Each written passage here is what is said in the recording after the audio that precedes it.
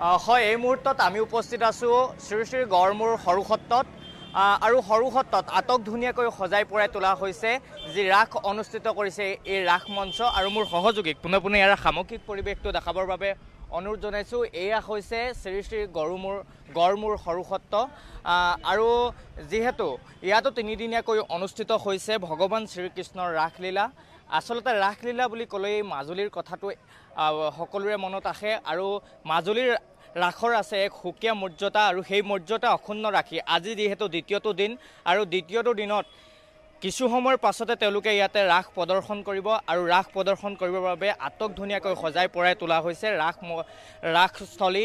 আৰু মোৰ সহযোগীয়ে দেখাব আচলতে প্ৰিয় শিল্পীগৰাকীক শ্ৰদ্ধাঞ্জলি জনাবৰ বাবে তেওঁৰ প্ৰতিচ্ছবিসমূহ এনেদৰে তেওঁলোকে সজাই পৰাই তুলিছে আৰু ইয়াত লিখা আছে এই মায়াৰ ধাৰাত দুদিন মাথোন থাকিবা তুমি। এনেদৰে যিসমূহ তেওঁৰ বাক্য কৈছিল সেই বাক্যসমূহ ইয়াত সন্নিৱিষ্ট কৰিছে আৰু প্ৰিয় শিল্পীগৰাকীক তেওঁলোকে এনেদৰে শ্ৰদ্ধাঞ্জলি জনাইছে।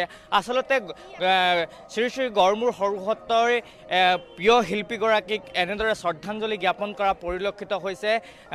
ইয়াৰ পাছতে পুনৰ যদি এটা দৃশ্য দেখায় এয়া হৈছে জুবিন গাৰ্গৰ প্ৰতিচ্ছবি তেওঁলোকে এনেদৰে ৰাখিছে আৰু প্ৰতিচ্ছবিৰ সন্মুখভাগত তেওঁলোকে এনেদৰে কিছু বাক্য লিখিছে আৰু ইয়াৰ পাছতে যদি ইফালে মন কৰে এয়া হৈছে জুবিন গাৰ্গ আৰু জুবিন গাৰ্গৰ প্ৰতিচ্ছবি তেওঁলোকে এনেদৰে প্ৰদৰ্শন কৰিছে আৰু প্ৰিয় শিল্পীগৰাকীক শ্ৰদ্ধাঞ্জলি জনাইছে।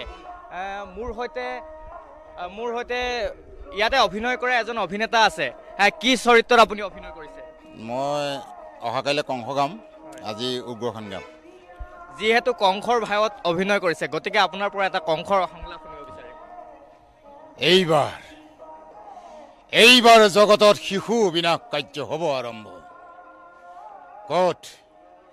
কত পলাই হাৰিবি দৈৱ কি গৰ্ভজাত অষ্টম সন্তান। কংসৰ সমস্ত শক্তি প্ৰয়োগ কৰি হলেও ত্ৰিভুৱন চলত কৰি হলেও তোক বিচাৰি উলিয়াই দেৱতাৰ সকলো চক্ৰান্ত মই ব্যৰ্থ কৰিম।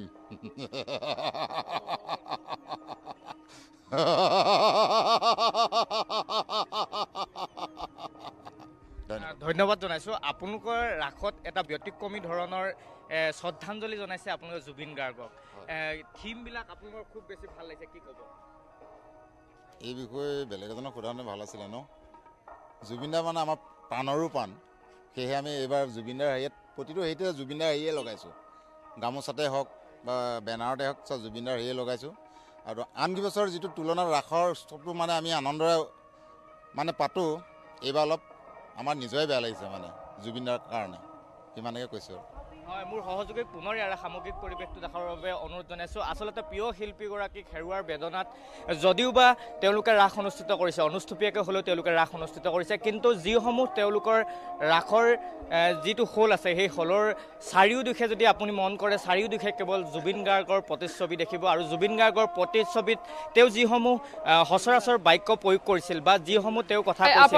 আপোনাক এই মুহূৰ্তত ধন্যবাদ। আৰু এই মুহূৰ্তত প্ৰতাপ দত্তই বুধবাৰৰ নিশাৰ পৰিৱেশ আমাক মাজুলীৰ পৰা দেখুৱালে আৰু এয়া হৈছে মাজুলীৰ পৰিৱেশ। মাজুলীত বৰ্তমান উখল মাখল পৰিৱেশ, কাৰণ শ্ৰীকৃষ্ণৰ ৰাসলীলাৰ আয়োজন কৰা হৈছে মাজুলীৰ ৬০খনকৈ সত্ৰানুষ্ঠানত।